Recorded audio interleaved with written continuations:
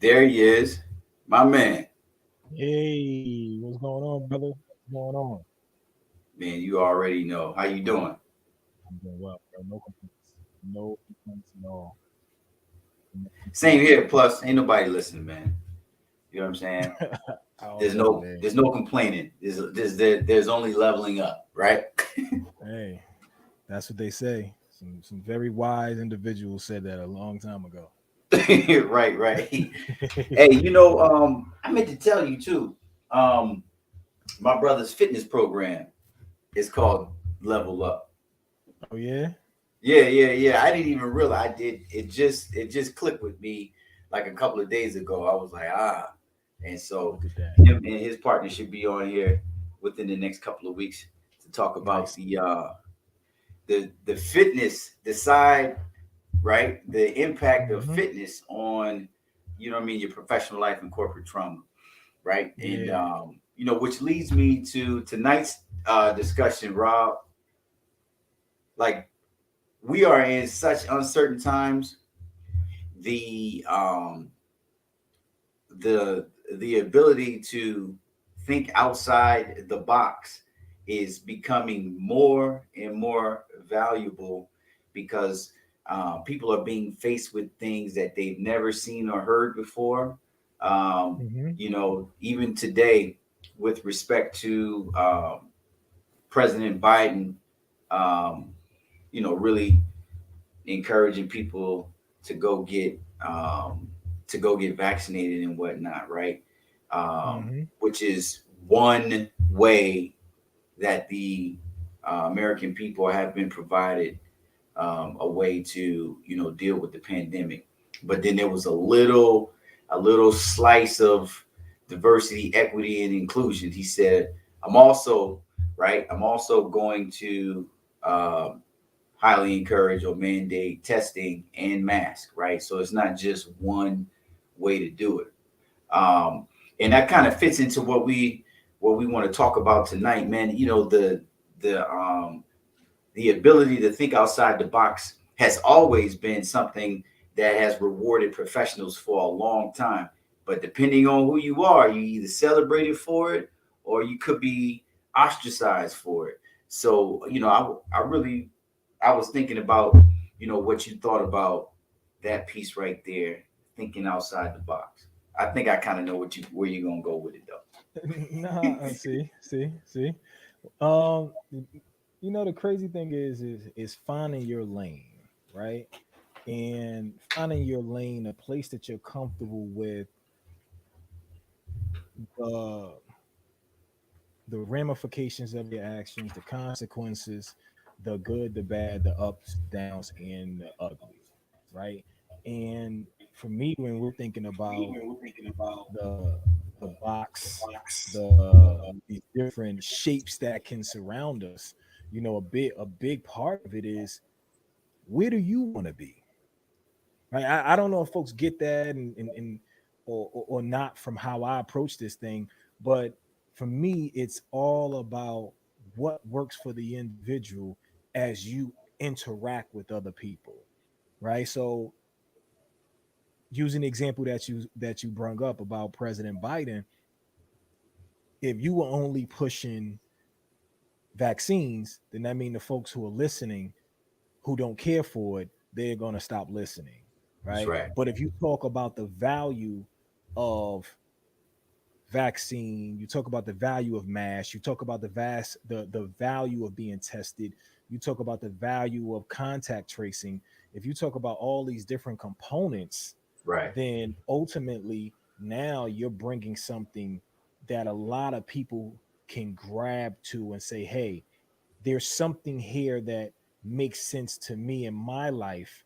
I'm open to that. And for Right. me, the one thing that I'm always saying to people, the first thing to do is just get people through the door, right? Then you can talk about all these different components. You can bring up things that might be the hot button issues. And some folks argue with me and they say, well, nah, I want to stay true to myself. I'm not telling you not to stay true to yourself. I'm telling you to make sure that you're consistently thinking about what's most important. And if finding a way for people not to die is what's most important, if finding a way for this thing to stop growing and running rampant, or at least getting worse in capacity, then the first thing to do is not let your emotions get in the way of what's most important.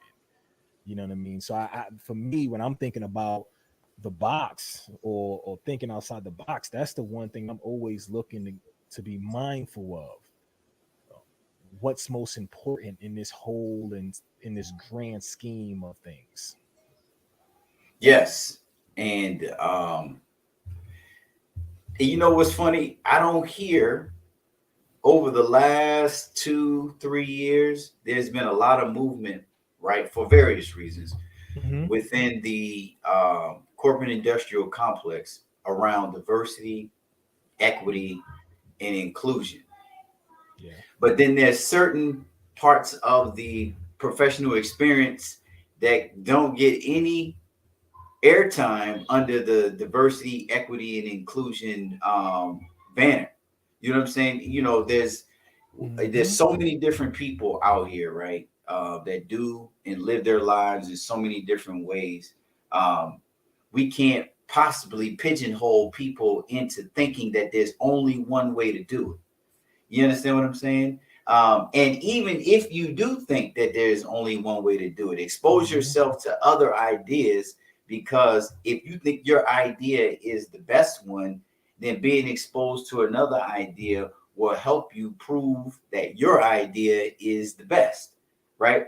If it's the only one Mm-hmm. out there, because nobody else has come up with anything, doesn't necessarily mean yours is the best, the most efficient. That means it's just nobody else has just tackled that idea. You know what I mean? Mm-hmm. But the diversity of thought, right, is how people learn and how people flush things out. And it's interesting that some of the tapestry out here that we see with professionals leaving their jobs and dealing with things like corporate trauma, there's usually a streamlined event. I only had this choice, right? I only felt like I could do this. I only felt like I could do that. Matter of fact, I took this professional development course one time, and it Mm-hmm. was a real case study. And they flew us down to Georgetown University, and one of the case studies was there was a great director or a department head. uh, Mm-hmm. the department head was highly productive. The people that worked under this particular leader in this department loved their jobs, loved what they did. They often went above and beyond, right? But then the company had to make some economic changes and Mm-hmm. decided to close different satellite offices, and that department was going to be now headquartered, you know what I mean, in a different part of the country. So that meant people would either have to, you know, lose their job, or they would have to move with their job, you know, to another state, to another city. And what the case study uncovered was that the leader of the department was not able to do that. And Mm-hmm. instead of allowing this department head to travel and be remote and travel, and lead the department in a non-traditional way, everybody quit. Right, they lost, all the department lost all of its productivity and Wow. all the institutional knowledge that had been gained over the years and under this person's leadership, because at the end of the day, the organization didn't want to spend $800 every 2 weeks. Right, you know what I'm saying? Now you've put in question hundreds of thousands of dollars of productivity because you didn't want to Yep. spend $800 every other week. You understand what I'm saying? Yep. So it's more than, it's thinking outside the box. How can we solve this issue for the bet and do the best for the most people? Man, listen. The crazy thing is that it was something smaller than $800. I Hmm. guarantee it was more about control than a lot of other things. And a lot of times we believe, hey, the money, or it was this. They didn't want to spend the money. I understand. No, somebody just didn't like the decision that you made, and they wanted to be able to move and keep things the way they like them. Right? That's the one thing that seems to be consistent. You can turn on any nighttime TV, whether lean left, lean right, and you realize, everybody has a certain way that they look at things, and they ride with it. And if you are anywhere on the opposite side, you are the devil. Like you are the worst thing that ever happened. And just listening to what you're saying, people will, what is it? Cut your nose off to spite your face. Right? This Exactly. person could have been awesome. But what I also would say is sometimes even companies do a poor job of understanding the value of certain employees. Some employees are not cogs, they're linchpins. Right. And the idea that there's someone that's replaceable is usually where the issue comes in at. Because when you get to the right person, Right. it's more of a dominoes, or better yet, let me use a better word. It's more of a Tetris type of um situation where you move that one block and it cascades. Yeah. And you're like, Yeah. well, what happened? And then they kind of try and hide why things, oh yeah, it probably was this, it was COVID, or it was, it was somebody had a baby and they had to move. So, no, it was you, sucker. It was you. You and your pride. You You and and your your pride. pride. You Yeah, thought you man. knew it. Yeah, you You thought you. thought, I mean, you think you know. You know, there's a lot of people think they know everything. bro. Listen, even the Chicago Bulls, Right. they let I'm just saying, even the Chicago Bulls let Mike know he wasn't the man everywhere. Mike said, hey, y'all need to keep Phil. They said, listen, both of y'all could leave. Right. And Right? When then you told and then told Ron Artest, we're gonna win a championship with you and forget about the other six. Are you kidding me? bro, come on. You could have kept when you really think about the arrogance of some folks, when you talk about a box, that's a box. We That's a did part. this. We Yeah. put this team together. We understand talent. We understand opportunities. We understand what people are looking for. We know how to win. Mm. They ain't win since. They ain't There win has not been nothing. a. I don't even know if they've won 2 or 3 playoff games since then. I don't even know if they won a series. At the max, if they won a series since '98. They won a series, you know what I mean, under Derrick Rose, but your point is well taken. Matter of fact, that's one of the best Man, sports analogies. Derrick Rose probably had to break his body to win that series in Yeah, that place. yeah. Because and everything about that organization in that Mm-hmm. business. Let's not let's make no mistakes about it. The Chicago Bulls was a business, and everything about the team from top to bottom. From the coach and the coach's approach to the players. You know what I'm saying? Letting Dennis Rodman take off in the middle of the season to go unwind in Las Vegas. Like everything about that Mm-hmm. whole team was a step away outside of the norm and outside of the box. And ever since then, um, the NBA has really Mm-hmm. tried to either optimize that or stifle that, either one or the other. Mm-hmm. You know what I mean? With the dress code, right? And Mm-hmm. then now changing the rules where players can shoot 50 footers, and it be a valuable part of the game. Like these are things that are either stifling or these things are just total outside of the box. And the talent on the floor, right, is really what dictates what the box is, or like I've heard you say before, or if there is no box or no shape at all, right? And that's kind of like what we're seeing. And so that's a great segue, Rob, to introduce our wonderful guest this evening. I'm so happy that I'm not the subject matter expert of thinking outside the box. Professor Stallworth, how are you? I'm having a so and so day. I heard a friend of mine passed yesterday. Oh, So that's put a bit of a damper on my day, but otherwise hanging in. oh, my condolences to My you condolences as well. and your friend and your friend's family. Mm-hmm. There's a lot of that, and we don't want to take that for granted. So thank you for being so gracious to join us anyway. Thank you But for like I having was saying, Professor Stallworth or Miss Leticia Stallworth is one part entrepreneur, one part financial advisor and one part professional.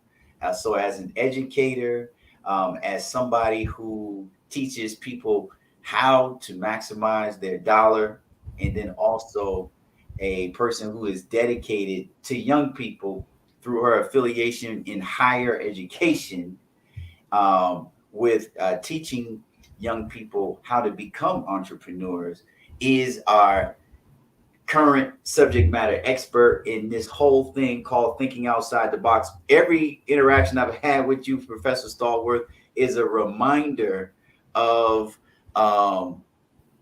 why we shouldn't get stuck in one mindset of how to do something. And you are best known for your affiliation with Babson College and the originator and founder of the Babson Black Alumni Network, which is a very, very powerful and effective and active alumni body at one of the most important schools of higher education on the East Coast. I don't know if you knew, Rob, but Babson history was originally a place of education to teach young white men how to be CEOs of companies, and has now evolved into the number one 26 years in running entrepreneurship program in the country. And Professor Stallworth is a significant piece of that distinction because of her dedication to the Black and brown students on that campus. So welcome to the Level Up Past Corporate Trauma Podcast. Thank you for agreeing to be with us this evening. And so, like I said, thank you for having me. There's an interesting story about how I got to Babson, and it is a big part of this thinking outside of the box. I'm a bit of a quirky person. You can probably tell that about me. I often introduce myself as an acquired taste. I'm not for everybody. And I tell people I'm an extrovert, but I'm not a people person. I'm a talented 10th people person, but more realistically, probably a 10% of the talented 10th people person. So like a 1% people person. But it's one of those things where I grew up in Brooklyn back in the days when Bed-Stuy was do or die. That was my neighborhood. And my mom put myself and my 4 siblings through private school in Brooklyn. And single mom, her and my dad separated when I was 4. And I just wanted to figure out a way to get out of the cycle of poverty. And so I went to my godmother, who was white. I chose my own godparents at 12. And I said, I need godparents, but I need godparents who haven't been anywhere, who've been further than everybody I know. So let me go and choose these people over here. So I'm the only one of my siblings who have godparents. And my godmother said, you should go into the ABC program, A Better Chance, because she felt like I was a gifted student. And I would do stuff. And then I'd be like, okay, well, this is all I'm giving you.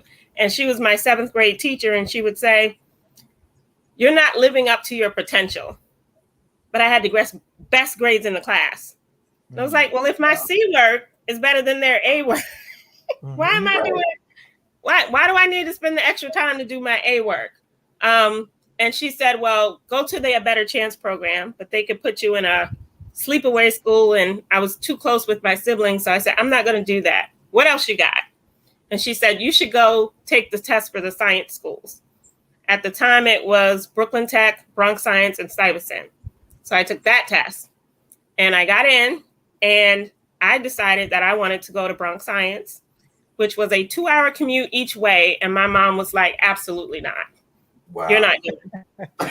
So in clear thinking outside of the box form, I forged her signature so that I could go to Bronx Science. You see her face? Yeah. So I forged her signature, and by the time I look, I still had a head and a face because she worked at a bank and could not have a record. So just real talk. But thinking outside of the box. By the time she found out, it was the first day of school. And I said, I can go to school or I can be truant. And if I'm truant, the cops are coming here. And so she was like, you can go. And of course, my godparents were educators. So they convinced her that it was a good thing. But she was not happy with me. I was grounded for like 6 months. Yeah, rightfully so. Thinking outside of the box. That led to me going to Babson because my Bronx science professor junior year told me about Babson. And I had never heard of it. None of my family had been to college. I'm first gen. And so I said, well, what's a Babson? Right. And Dr. Melvin Maskin, I'll never forget, he was like, you have a mind for business, and this is a business school. They do awesome things. So literally junior year, I did an overnight, and my overnight host was like, yeah, we learn business and economics and human resources, and we run a business. I was like, you run a business, but you're a freshman. Yeah. I couldn't wrap my head around it. You are a freshman running a business. And I was like, yeah, I'm coming here. So she was like, well, what other schools are you applying to? I'm coming here. And literally my guidance counselor in high school, who I still have breakfast or lunch or dinner whenever I'm in New York to this day, she's like, well, what other schools are you applying to? Babson. What's your reach school? Babson. What's your safety school? Babson. Why do you not understand the words that are coming out of my mouth? And so I applied, got my letter Christmas Eve, and that was that. But thinking outside the box. So I'm one of those people. I was always, creating a different shape, if you will. Wow. I was going to ask you to say a little bit about yourself to the audience, but you beat me to it. That is an awesome story. And Rob knows this. I was a resident director for the A Better Chance program in Winchester, Massachusetts for 6 years. So that's pretty funny because I know all about ABC. I don't know. Yeah, I think you might have got in and you probably would have went, but you probably would have been home your first Christmas break. Well, I actually mentor and used to volunteer for A Better Chance here in DC for like 6 years and teach them resume writing and things of that nature. So every year I would go and they would say, oh, Leticia's an honorary member of ABC. And they would say, and I'd say, they said, what school did you go to? I was like, I went to Bronx Science. And they'd look at me and I was like, my school was probably better than most of yours. It's a public school though. It's a public school, but it's a great school. So Professor Stallworth, why is it so important for thought leaders like yourself, for entrepreneurs like yourself, to get comfortable with the uncomfortable that is described as thinking outside of the box? What is that thing to operate outside those lines? Well, I'll give you the perfect example. So my first job, my only job, 22 years in, I became a financial planner with American Express Financial Planners at the time. And the company, 100 years old, clearly made for white people at a time when women weren't even allowed to have bank accounts, more or less manage money. Right. And so when I started, they said, everybody has to dial the phones 10 hours a week, 15 hours a week. And I'm from New York, so I'm a sarcastic person by nature. And I already said I'm an acquired taste. My personality doesn't translate well over the phone. So dialing strangers for 10, 20, I'm not going to be able to get clients like that. So I was able to convince my boss's boss's boss, who thankfully also was a Babson alum from 15 years before me, to let me get clients at happy hours. So everybody else is dialing the phone. Fix your face, Jamoul. Come on. That's cheating. So everybody else had to dial the phone. But I'm better in person. So I said, I need to be out seeing people. I'm better in person. And so literally my first year, all of my clients came not from dialing the phone, but from being out at happy hours, meeting people in elevators. I actually got a seminar contract with a tech company meeting somebody in an elevator. But I was like, I can't do phones for 10, 15 hours a week. I can't do it. It doesn't work for me. See, and so go ahead, Professor. It's one of those things. If I hadn't figured out how this would work for me, then I wouldn't still be in this career. And 22 years in, I haven't had a day when I've hated my job, not a single day. And I don't know anybody who can say that. It's not many. See, because I'm gonna tell you right now, Rob, I would have been the brother in the corner, mad as you know what, HE double hockey sticks, dialing that phone for 10 hours a week and just doing it because that's what they said I was supposed to do. I wouldn't have, early in my career, I wouldn't have thought outside the box like that. But you would have been sitting there like, if I don't make these numbers, what's going to happen to me? Exactly. If I don't make these numbers, am I going to get fired? And so a thought leader and an innovator, they are only concerned about how do I get this done? Right. Not if, how. So if this doesn't work, what's the next thing? Let me test that out. If that doesn't work, what's next? Let me test that out. But you can't know if you don't fail early, fail fast, and then move on. Right. That's a fact. That's a fact. It took me a while. I'm a late bloomer. It took me a while to figure that piece out. But you said something very important that I would have been, or people in general, their automatic next thought is like, what's going to happen if I don't hit these numbers? And see, Rob, that's what corporate trauma starts. It's the fear, right, that leads to the stress and the anxiety and the anger and so on and so forth. And then before you know it, you are a caricature of yourself trying to survive in an environment that if you just stood up to the uncertainty and the fear of the moment and thought outside the box, you would have preserved your productivity as a professional and be like Professor Stallworth and say, I've been with the same organization for 22 years and I've never hated my job one day in my life. There's also a reason for that, though. Yes. So day one, I knew I wasn't part of the corporate culture. Right. I don't have the personality for that. So day one, I was like, I'm going to learn what I need to learn. And on my 3rd anniversary, I'm going to become a franchisee. So I have been a franchisee for 19 of those 22 years. And so being self-employed for 19 of those 22 years is while I'm still here 22 years later, because I've been self-employed for too long to be under somebody's thumb. I don't have the personality for it. To be bothered. I'm too self-employed to be bothered. That's a t-shirt, Rob. You know what's the interesting thing about that?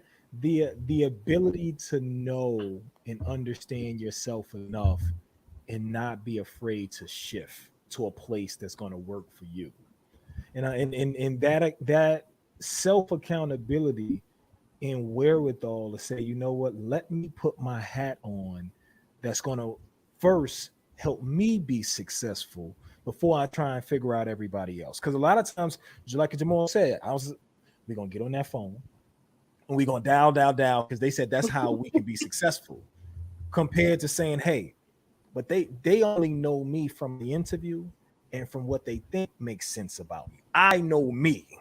Right. So I can hit the phones. Now, see, that I would have had the hybrid. I would have hit them phones because in my mind, I would have like, they're going to fire me when I say no, right? I would have hit them phones. I would have went to the happy hour too. I probably would have did both. Now I got the personality. You wouldn't have had time for the happy hour because we worked literally from 7 a.m. to 7 p.m. So Monday through Thursday, and happy hour is over at 7. So you're not at happy hour if you dial in the phones. So I just got to be drinking. Tequila can be your friend. That's all I'm going to say about that.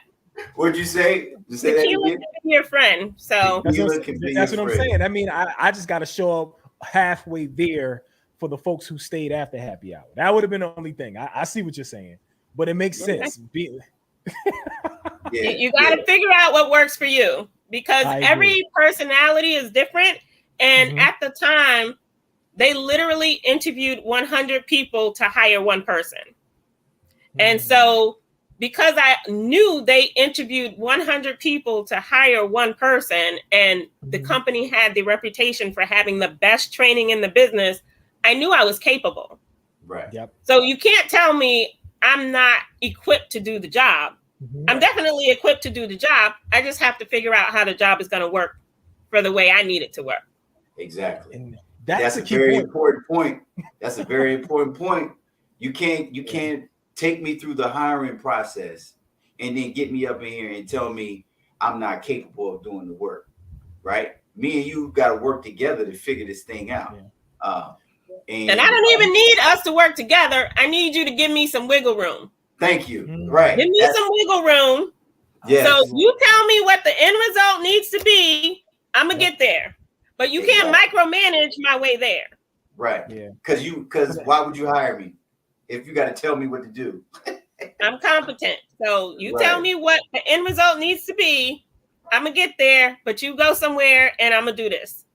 So it sounds like to me, for a lot of folks who are listening, make sure that you're not leasing out your growth and your success to someone else, right? Hoping that someone else can figure it out for you. They're hoping that they can put it together for you to be able to get to that next level. A lot of times we'll do more homework on what they ask for than do homework on how we can be successful in this role our way. And that's all about leadership. That's all. Also about not being afraid of what they say or how they want it to be done. Yeah. You know, I'm not a fearful person. I don't know if y'all got that about me, but you know, when you sat up there, do or die. I already know. Listen, the best, no. The best I didn't do it. When she said she signed herself up for school, knowing her mother wasn't going to be able to break her back because she worked at the bank, and then told her mother, she right in her mind, she laughed. I got you. She said, no. I didn't laugh. No. Don't pick up. You laugh in your mind. No. What you gonna do? No. Well, let me just say for the record, because there might be people who knew my mom. She passed away 3 years ago. God rest her soul. But my mom didn't play. My mom would literally stop a fight with people jumping another girl, and then the girls tried to jump my mom in an elevator and wound up calling the cops on my mother. So I wasn't laughing at my mom. But you did it though. You did it. I did it. And she throw hands. I heard what you just said. I want to make sure I say it exactly how the young folks will hear it. But I wasn't doing it to be disrespectful. I'm not saying you. And let me say you that. Said I laughed, which is disrespectful. In your mind, you said I got you. In your mind, you said no. In my mind, I thought I am willing to make the 2-hour commute each way. Right. I am willing to make the 2-hour commute. She never had to wake me up at 5 o'clock in the morning, 6 o'clock in the morning to get on that thing. I was motivated. So I'm like, well, if I'm willing to do the work, it is literally still to this day one of the hardest schools in the country. If I'm willing to do it and make a commute, I don't understand you can't be on board. She was concerned about my safety. But again, I'm from do or die. She was from Savannah. So her upbringing was different, but I grew up in do or die. So I'm like, I got this. And the only thing I could take don't try and make it seem like I was trying to punk my mom, because that would never happen. No, that's not it. It's just the idea, like Leticia Stallworth. So, like, you know, and God bless her soul. And as I listened to you, I just thought to myself, I said, man, I could only imagine what my mother would do. My goodness, like in my mind, that's the only thing that I could process. But but you know what though? It's taking those shots that make the difference. Yeah. Right? Because fear, and I'll say it in a whole nother way, you know, fear can be the biggest barrier, and a lot of times it's put up by ourselves and those who love us the most because they don't want to see us be hurt. That's right. So that's a fact. And that's one of those things. When you're not leading, you have to get people to believe in your vision. So me, the 4 or 5 children, I was like, well, look, Two of my brothers go to school in Harlem. Mm-hmm. They go to school in Harlem. That's half the commute. That's half. I mean, granted, they left after I did. Right. I had to go a whole nother borough. But, you got to make the logical explanation to sense. And she got on board. That's the important part. She got on board. Begrudgingly, but she did. I'll say this, and Jamal, I'll hand it back to you. Yeah. You doing that, if I just heard that story and heard nothing else, the first thing that would come to mind to me would be she's gonna do this the rest of her life, right? Because like you said, my mom throw hands. They call it like she's very, very thorough. Like she does what she like, and she's not afraid. And the idea that you could do that and say, "Hey, mom, this makes sense," and get her on board. I can only imagine everything else. So that means you're not afraid of a fight. At least, like at the end of the day, you're like, "Hey, I'm gonna throw my best shot. If for nothing else, I'm going to throw my shot." Look,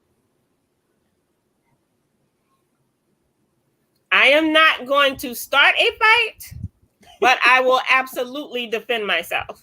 Mm-hmm. So I will end it at that because I also need record. So yes. so Professor, I heard so much in that last 5 minutes. That was wonderful. That's one of the best, one of the most enjoyable moments on this podcast, Rob. Right? Yeah, I agree. You know what I'm saying? So you got, and you're not an acquired taste either, because I'm getting a whole. I'm feeling this whole entire. Now maybe it's because I'm from New Jersey and it's just like what it is, but I'm feeling this whole entire thing. Right but you heard she said her mother was from Savannah, so she's on that southern Atlantic coastline where the proud Gullah and Geechee community of. I'm on the spectrum. Mm-hmm. I can turn it on and turn it off. That's all right. That's all right. So you being a self-admitted acquired taste and proven with that last story of you not being afraid to think outside the box. Can you give us some examples of some obstacles and some peculiar reactions that you've received from your approach to life in general and your professional wherewithal of thinking outside the box? What are some stuff that you've come up with? So this is great. So when I was in college at Babson, predominantly white institution, being first generation, no idea what to expect. I remember, and I was talking about this last weekend when I was on campus, I literally walked into the then president's office when he was sitting in a meeting with the vice president and said, "Why do you have such trouble attracting Black students? Why do you have such trouble?" Why are you laughing? Why do you have such trouble retaining Black students? Because literally it was like every semester, Black students would just disappear into the ethos and you never see them again. So my class came in 13. 8 of us finished. And I was just like, what is happening? What is happening? And they gave me some crazy thing about it's the chicken or the egg. And I was just like, it's a farm. And the farm has chickens to grow more chickens. And the farm has eggs. And some of the eggs are to be sold. And some of the eggs are to be fried. And some of the eggs are to grow into more chickens. Like chicken or egg, it's a farm. It's all of the above. Right. Why can't you attack it as all of the above? And so I said, I'm going to do you one better. I'm not going to sit here and complain. Okay. I literally walked across the campus and joined the admissions office team to help recruit students of color. And so because I was a freshman. Wow. I was a freshman. And so that was 1995. And in 26 years, I have recruited 90 students, not all Black, but mostly Black, to that campus, including 3 in the class of 2025. Wow. But I did one better because I said, as a student, so I ran for president of the Black Student Union freshman year. I lost. I was not thrilled about that. But I ran again sophomore year.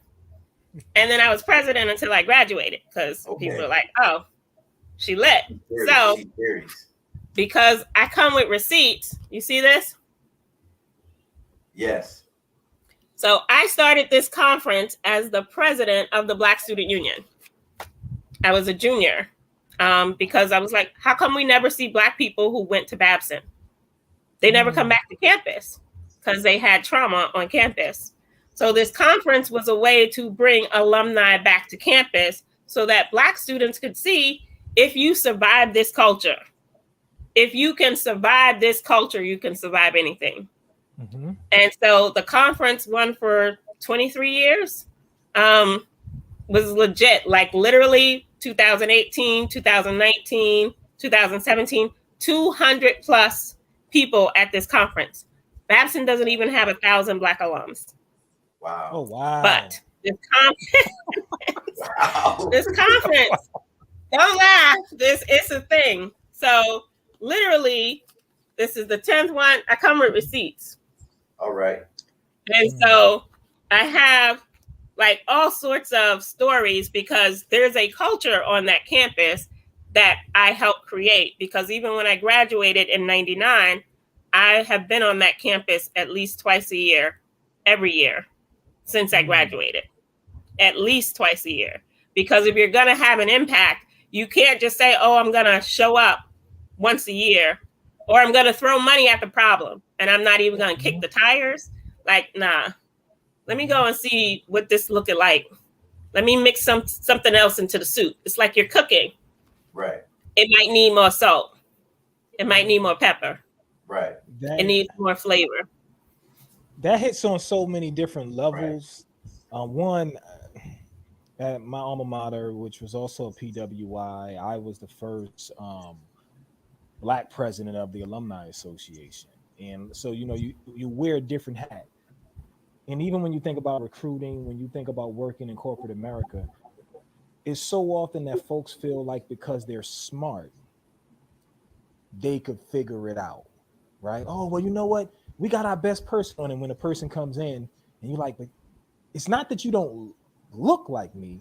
You're not even in tune with the culture of what people are looking for. You just assume that what's happening, you know, well, whatever I'm doing with my white counterparts, I can do with them. I got to do it better. No, we eat different things. Like you said, we operate cheese and crackers at a barbecue. Dude, this is supposed to be a barbecue. The only cheese is supposed to be on the burger. What is this cheese and crackers? Facts. So, and think about it. Even with that being said, cheese, we network differently, right? In their mind, cheese and crackers, you're gonna eat a little bit of that, and you're gonna do a lot of talking so that you can build the network. In which, when you think about us, we actually have to make relationships, because it's like, do I even trust you? I don't. And I always tell folks that may be PTSD, that may be trauma, but I have to be able to stand next to you and see if I can read your soul. Right, because you might be one of them. Brooklyn by way of Missouri. Show me some receipts. Yes. This is all I'm saying. Because too many people want to trade on, oh, well, my father was, but show me your receipts. Don't trade off of your parent or show me your receipts. Yep. What have you done? Mine in the mud. Right. And you know the craziest thing about that? Folks will discount some of our stories, but then lean on the stories from 2 or 3 generations ago, right? It's one of those situations where they'll talk about the receipts of individuals from the past and then try to discount your receipts of the present. Right. I'm the one who putting the work in. You're benefiting from things from the past. I'm putting the work in right now in building this. I'm building this from 1996. Well, they try to discount my receipts. I know they did. I know they did. Tell us more. Tell us more. Say more. Dum. Let me drink some water.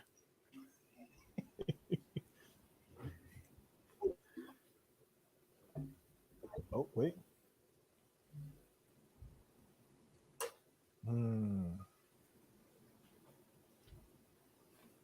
Oh, wow. That's a lot of people. Tell us it is more. So you see this? Yes. Look at this.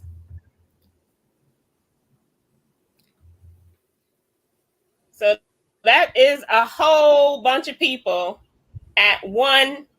And so that was one of those, there's going to be 200 something people. So literally in 2016, February, somebody said, we should have a station at a conference. And none of us knew that there was a Black Alumni Association previously. Like, I literally, the friend who died yesterday, she had a newsletter of the first Black Alumni Association, 1979. Wow. It didn't even last 2 years. Wow. So nobody knew I started it. By the time decided to collaborate with us, it was already 8 years old. Wow. But it already had 25% of the Black population in it. Wow. So 8 years ago, 5 years ago, you have an active group that has more reach machine at the college. Part in good faith. Oh, you're breaking up. Is it on my end? Just who yeah, Professor Stallworth, you're breaking up a little bit. They want to know that they're we got to the we got Black to the money. Students, not the general catch-all. So they were like, okay, but if put anything in a contract, or like, I'm gonna ride with this, and I did. And so they created this thing. So they merged into our account. So in 5 years, we were able to raise over $300,000, take 50 students a year to a different city in an immersive leadership retreat, all planned and executed by us. And then unbeknownst to us, July 9th, we get an email saying, as of July 1st, there's a new Black alumni organization, and they have retitled the account we've spent 5 years running, 5 years raising money into, and gave it to the new organization. Oh. And I was like, wow. So it's a whole thing now, because now it's, potential legal drama, and it's a whole thing. But I was like, you wanted to partner with me because I had receipts. Because as Black people, we know we have to come somewhere on the fine line of being qualified enough and not being overqualified. Because if we're overqualified, they'll deny us. If we're not qualified enough, they'll deny us. But other people of other races get aspirational jobs. They get aspirational. They don't even have to have receipts that they can do it. I believe you can do it because you look a certain way, and go be with God and go do it. Great. Right. But I have to come with receipts. Right. And so I have receipts. And so because I'm not a malleable person, or as my dad would say, you don't respect authority for authority's sake. You are correct. No, I do not. You have to show me your leadership receipts. You can't just call yourself a leader. I need to see your receipts. Amen to that. So it's one of those things where people are like, oh, well, Leticia, if you do this, then you're competing with them and you're dividing the community. No, I have access to 80% of the community, and they're active within my organization. They just created a new organization. So they have decided to compete with us. That's correct. So like, let's reframe the truth, because I'm not doing alternate facts today or any day. We were here first. We were created for us to benefit us. And you can frame it any way you want. But the fact remains, we have been an organization since 2008. Theirs just started in July. And because you already are an organization, you either have to give it up, right? You either have to give it to them, or they gotta watch, or they gotta watch you do what they know they cannot do. What they really want you to do is lay it down, move it over, and then help them until they don't need you. We know how So this 2 works. years ago, they actually had their lawyer send me an email saying that the school owned the organization I created. So I had to send an email back to the lawyer saying, actually, I created this in 2008. There's a paper trail. There's an electronic trail. And you have had the benefit of trading off my relationships for 20 plus years. So you don't own it because I didn't give it to you, and there's no transaction of a sale. And by the way, you can't own Black people. And so my lawyer, when this hit the fan, was like, you probably shouldn't have said that last part. Nah. And I was like, I shouldn't have had to say the last part. Exactly. But I felt like I had to say the last part. Right. She's my favorite person. Hey, listen, did you know? She speaks my inner me. That's my inner me. Oh my goodness. It need to be your outer you. You gotta give us the quote, Rob. What you say? You don't own me, sucker. You don't own me, sucker. You don't own me, sucker.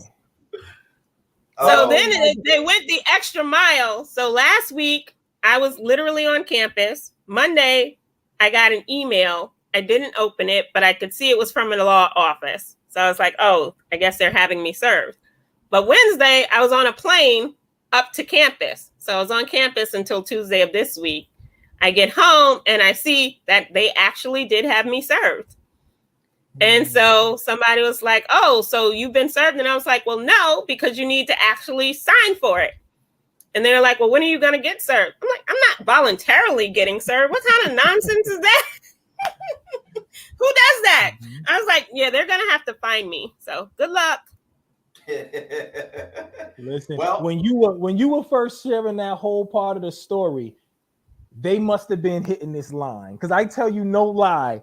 Yeah. Through the first part of your story, it was cha cha cha cha cha cha cha cha cha cha cha, and then when you got to like the last half, it said, and they're not going to be able to do. I said, what in the world? So they might have found you in some way or another. Because when you was outlining, in the last 3 days, they've been hitting me up a lot. I literally got 3 solicitations today, 2 via email asking me to donate to the college. And then a student called me asking me for money. And I was like, yeah, I have to pay lawyers to defend my creation against the college. So I won't be giving anytime soon. Wow. The best place and what stands out to me is that individuals, right? Because with corporate trauma, you have to identify people, right? We could sit here, right, and say Babson, right? But corporation is just a group of people who are legally recognized as one entity. But with all due respect, there was somebody or somebodies that sat back and watched you and thought that it would be okay to take what you created and then also think that they could do what you do at the same time. The height of arrogance and narcissism that it would take to do that is just it never ceases to really arouse my curiosity as to what people be thinking when it comes. I wish it was that. I wish it was arrogance, but it's not even arrogance. It's sheer hubris. So there have been events, quote unquote, for Black people, not Black Affinity Network events, which is the group that I created. Right. So the events created for Black people are mostly attended by non-Black people and employees of the college. Right. The Black Affinity Network events are mostly attended by, guess who? Black alums and Black students.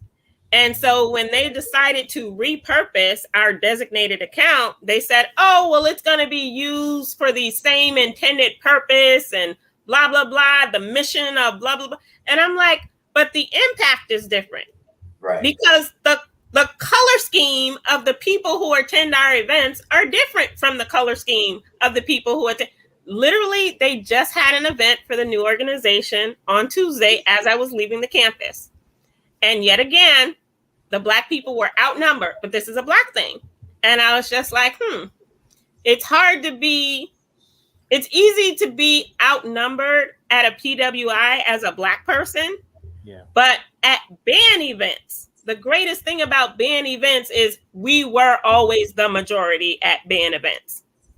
And so people can say, oh, well, it's this and it's that. And I'm like, if you actually look at the track record, and they keep records, it's not the same thing. Right. It's not the same. So it's not even arrogance, because they were running events at the same time we were running events and people didn't show up. So I'm like, you can't do this. But it wasn't about them believing they could do it. It's about us not having control and the money, because we got really good. I collect money for a living. Right. I raise money in my sleep. So we got really good about raising money, but we weren't allowing them to dictate how we spent money that they didn't help us raise. So that, of course, became, and I was just, and then it was, oh, well, we get to choose your leadership based on what? You don't know these people. But of course, they modeled a whole bunch of affinities, quote unquote, after us using our playbook. The Latinx is defunct. It didn't even last 2 years. Other affinities, we are the most active affinity group. And so now there's this whole thing about a commitment to diversity and inclusion, and nobody's bothering to ask the question, how are you committed to diversity and inclusion when you are deciding to tear down the oldest, smallest, but yet most active cultural affinity group? Those don't go together. In the name of a power grab, right? In the name of, you know what? We don't like Professor Stallworth. And we knew, because think about it. You know how sometimes it works when folks do certain things. In the beginning, it was like, you know what? Yeah, she a little quirky. You know, she'll probably be able to help get things off the ground, but we'll see. And then once they realize that the things that other people will consider to be negative about who you are is actually the things that are necessary, then it's like, oh wait, she a powerhouse. We need to do this now. We need to get this now before she gets to the point of making this into something larger and we can't get it. When you think about it, it's like, let's pull this from under her feet now. Hopefully she bows down and says, you know what, I'm only doing it in the name of the school and for the kids. No, I'm doing it to make sure we get what's needed and what's necessary. And if I sit here and I bow down to you jokers, y'all gonna mess this up and we're gonna be back to where we were in 1996. Yeah. And before you know what? Exactly. 1996. Correct. 1979, because you had a Black Alumni Association. Right. That lasted 2 years. Correct. 2 years. So does Babson have a DE&I person in place as of right now? They do, and they have had DE&I people. But, you know, it's one of those things that you look at DEI positions all over the country and you wonder, you say, okay, well, is it a person or is it an office? Yes. Mm-hmm. Does this person have support? Does this person have staff? Does this person have money? A budget. Mm-hmm. Does this person have resources? I mean, you look at these offices and you see, you know, a person who's in charge of advancement has like 50 people. Yep. Yes. And then you have a D&I person, not a D&I office, and you're like, you know where your priorities are. Right. Like, you're not even faking where your priorities are. Right. And then you find organizations that have D&I people, and the D&I people don't even report directly to the president. Right. You're not serious. On the head. Boom. You're not serious. What are you doing? You hit the nail on the head. I had a post. Right. From a word of the day. If you are serious about DE&I, that person has a staff, a budget, and a direct line to executive leadership. If not, the president and CEO themselves. And it's an office of diversity and inclusion. It's not one person. It's an office of. So there's this whole thing where people are like, oh, but this is this and this is that. And I was like, I'm on campus. I was on campus twice during COVID. During COVID, and I didn't leave my house for 15 months. Wow. So, but I left. I was on campus in March of 2020 and in October of 2020. Right. Wow. And the October of 2020 was because the students that I regularly speak to had stopped answering their phones, like all of them. And I was like, okay, we had a situation back in 2016, some bias incidents after 45. And I was like, let me go and check on them. I literally got on a plane and flew to campus. Wow. And knocked on the door and was like, y'all good? Y'all good? And stayed for a couple of days. They had a Black Lives Matter protest on campus. I stayed for that. And then I hightailed it out of there. But to be committed to the point where literally I still get my groceries from Amazon. Right now, still haven't been in the grocery store. But I got on a plane twice during COVID to check on those students. And I don't get paid for this. Every time I go there, I drop at least $1,000. Flight, somewhere to stay, gotta eat, gotta have a car, like at least $1,000. Right. But none of that counted as a gift receipt. That's just my money. Right. And then people want to tell me about my commitment. You don't know my commitment. I know my commitment isn't the commitment of people who actually get paid to do that job. Well, commitment is one thing, but it's clear to me, I don't know about you, Rob, that Professor Stallworth, you love what you're doing. This comes from a very real place. And like I always say, people will not see you in your professional aspirations if what you're doing doesn't come from a very real place. And so we could toss around the word commitment because it's corporate, but at the end of the day, you love it. This is why you're effective. And that's why what you do will not be duplicated. Because you gotta love it to be able to do that. People want you to be committed. People want you to be committed, and this is for everyone. People want you to be committed to the company, right? Your commitment was about you being committed to the school, right? When you really think about it, it's not about all the other things that you're doing. It's not about the work. It's not about how you're helping people, how you're getting more people engaged. Are you committed to what we say we need, how we need it, and how we want it and when?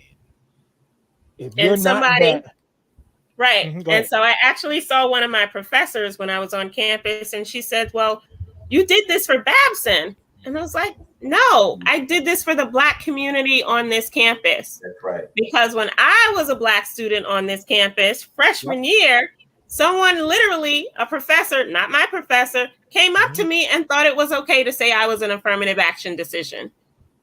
Yep. And so when you make a commitment to make a PWI a more inclusive campus, particularly knowing the amount of turnover in higher ed, that's at least a 20-year commitment. And I'm definitely 20 years plus in. But as long as I have breath, both of my degrees are from that institution. And so my commitment is to keep doing what I've been doing because that's who I am. It's, you don't have to pay me to do that. I do this for free. I could do it in my sleep. Right. But this is who I am. This is who I was born to be. This is my purpose in life. I'm convinced. And if God, when God doesn't want me to do it, he'll tell me. That's right. And I will be obedient and be like, deuces. Yeah.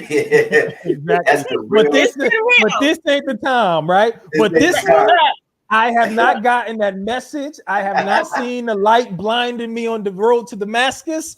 I have not gotten it. So the idea that anybody could send me anything to tell me to stop doing this work so I can put it in your hands is nonsense. I appreciate you saying that, Rob. I appreciate that I didn't have to say it. Right. No, listen, you ain't gotta say it. It's nonsense. Well, listen, there is no. I'll be completely honest with you.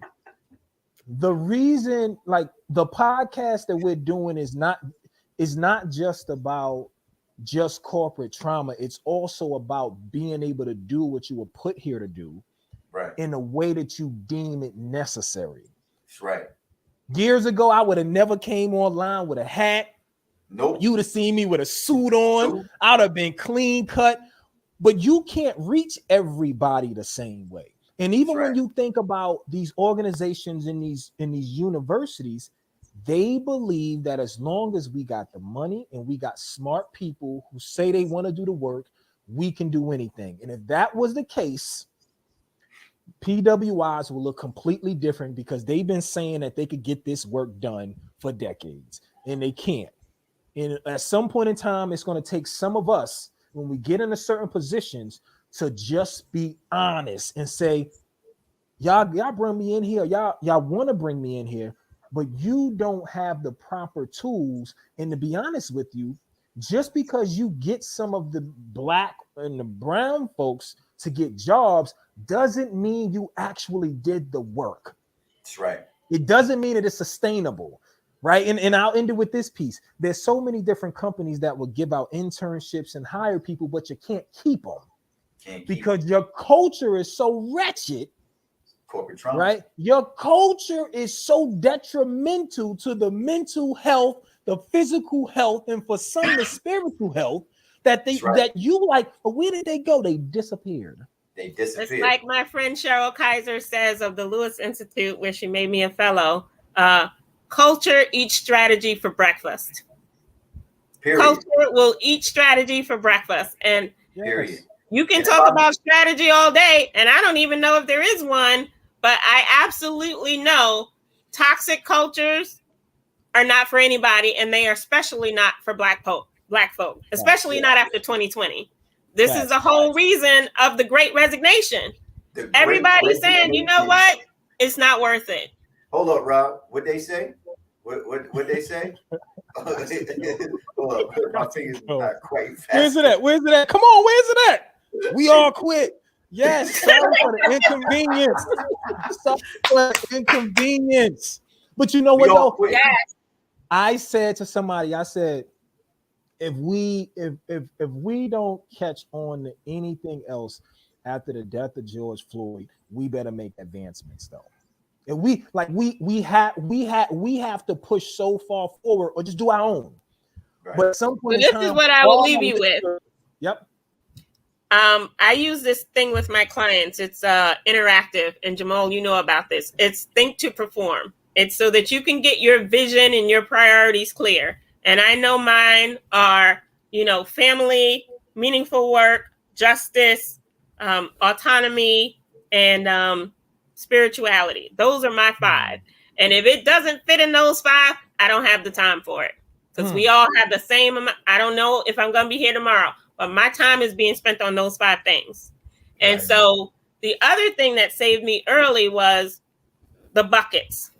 Bucket 1, things I can control and influence. Right. Bucket 2, things I can influence but not control. And bucket 3, things that are none of my business because I can't influence them and I can't control them. And the thing that stresses people out is they're so busy in bucket 3 where they can't control or influence things. Mind your business. Stay in bucket 1. Right. Maybe you dabble in bucket 2 20% of the times, but 80% of your time needs to be in bucket 1.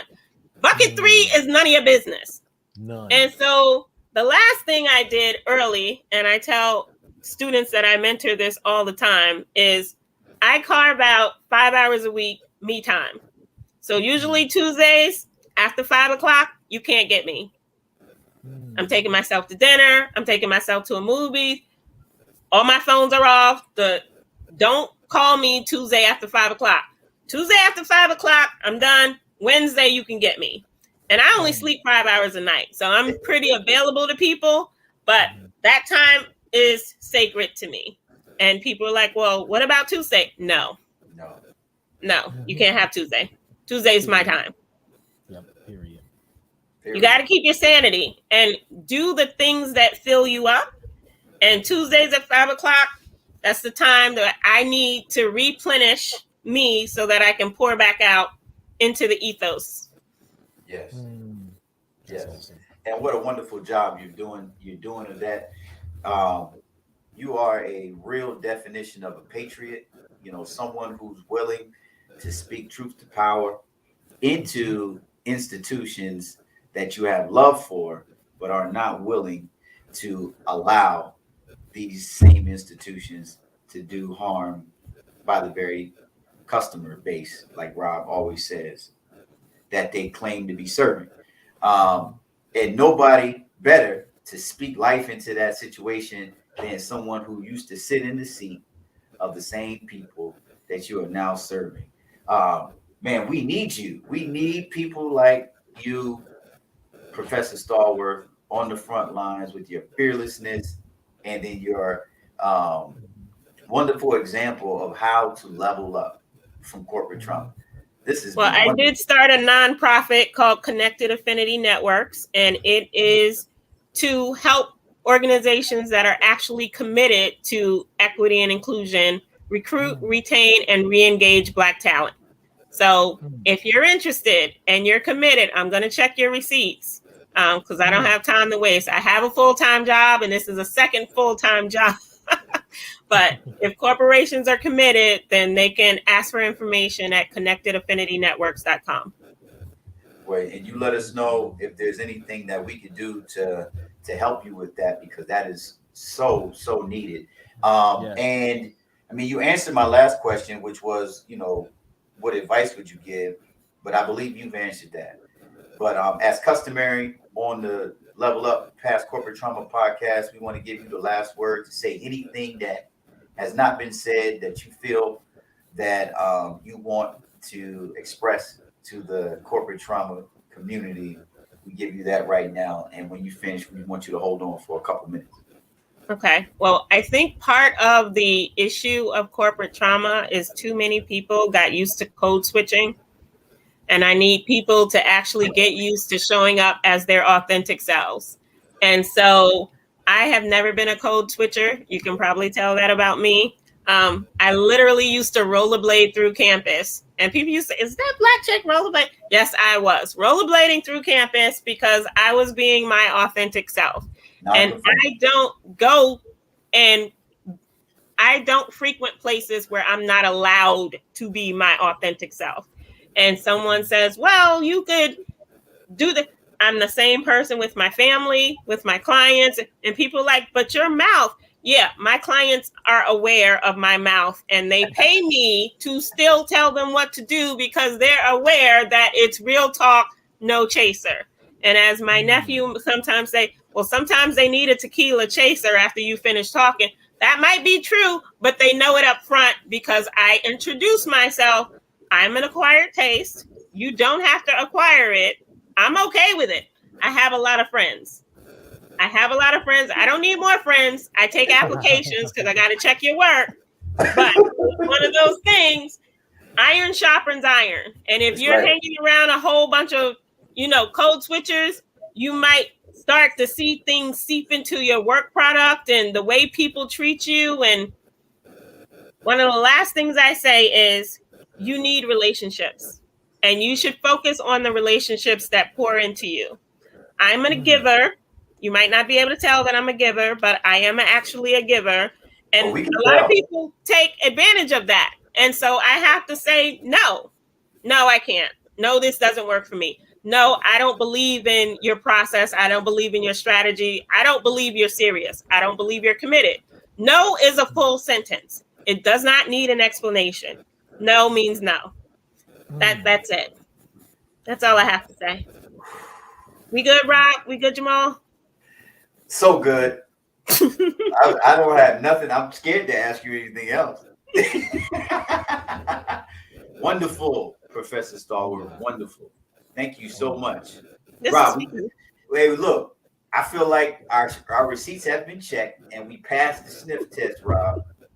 We are legitimately official right now. I might need bail money later, so y'all official. So yeah. Put us on the short list. Just call me last. Because the way your bank account work, is that what it is? Yeah. Listen, I gotta make sure I pull it together. You just call me last. I have it. Listen, that's awesome. Well, we're gonna land this plane. Professor Stallworth, please stand by. Oh my. Oh my. You know what's the interesting Now, thing about this? Go ahead, brother. Go ahead, brother. I was expecting some things, right? But I wasn't expecting all of that. See, That was wonderful, that man. that was that was um that was very necessary. Yes. And the reason I say that, she hit on so many points that I believe in, and even with doing some of the work that she does, and even that piece when she talks about the code switching part. And I know when we first started this joint, I said, "Yo, the idea of code switching, we got to kill." I said, "I know it used to make sense, and we have past generations tell us, and we used to talk about it more than a decade ago with the students we were mentoring." But I said, man, if we ain't lead folks down the wrong path. Because ultimately, when you think about it, the idea that I got to switch up who I am to make you feel comfortable so that I could fit in and hopefully move. Well, who wants to do that big? That's a prison sentence. And that's why I'm happy that she ended it there, and she talked about that idea and I thought, because I hope that folks who are listening really dial into that piece, because other people don't have the code switch. Right. They start to understand the culture, so they understand how they might want to move to get certain things done. But the idea you got to leave everything home, you can't even act like you can't even be who you grown up to be as a person from Brooklyn, as a person from Jersey, as a person, from Georgia. Like, you can't even, those characteristics can't come out. And that piece, that, so when I say she hit home with that, I had to get up and do a little bow. Yeah. I said, man, she hit it on the head, man. She hit it on the head. I Yeah. appreciate it for that. Man, this episode is gonna rollerblade through people's lives like she did on Baptist campus a few years ago. Mm-hmm. And you made a great point, man. Code switching is really about communication. How can I adjust my communication style so that you understand where I'm coming from? But people have taken that too far. Correct. You know what I'm saying? And Yeah. now I won't even allow you to adjust so that you feel comfortable communicating with me and I understand where you're coming from. Mm-hmm. No, I need you to completely submit to Perfect a word. way of performing that Very makes good. me feel comfortable, and then Awesome. underhandedly makes me feel um, like you're somebody that I can trust because you totally submitted Mm-hmm. Oh, yourself man, when you say it to like that, to that make it be. even worse. Yeah, because now you making me Performance totally submission. submit yourself, right, to make yourself fit in. She said her mother was from Savannah. Did you know? And I had to fact check this, Mm-hmm. but Savannah is the reason it is started the hat turned backwards, because that's what black men used to have to do to be able to, if you was ever talking to or had to address a white counterpart and you had a hat on, you had to turn it backwards out of respect. Wow. So Wow. it's interesting that she said her mom was from the beautiful That's city cool. of Savannah. But look, Rob, man, great job. Yeah, you And too. You too. Great work. man, this was great. But It really was. I didn't know what this to was great. expect. I like just showing up, and I'm like, ooh, this is, and I don't know what's going on, and then bam, every week we get hit by awesome people, and in a different way many times. So that's the best part about it, and I really do pray that people take the time to dial in and listen, because there's a lot of gems being dropped, a lot of things that people can take and really put to different parts of their life, not just the work part. Yeah, and people are like Professor Stallworth, who's never been in a shell. People are Mm, starting to come out of their shell to correct. make their um, their presence be felt. And this is Hmm. the time to do it. Because remember, y'all, corporate trauma is a sneaky passive trauma that'll creep up on you. And when it does, Hmm. It's time to level up. till we see y'all again next week, pray everybody Peace. stays safe, stays sound in these uncertain times. And we'll see y'all next week, Thursday, 7 p.m., as we go live again. All Peace. right. Peace.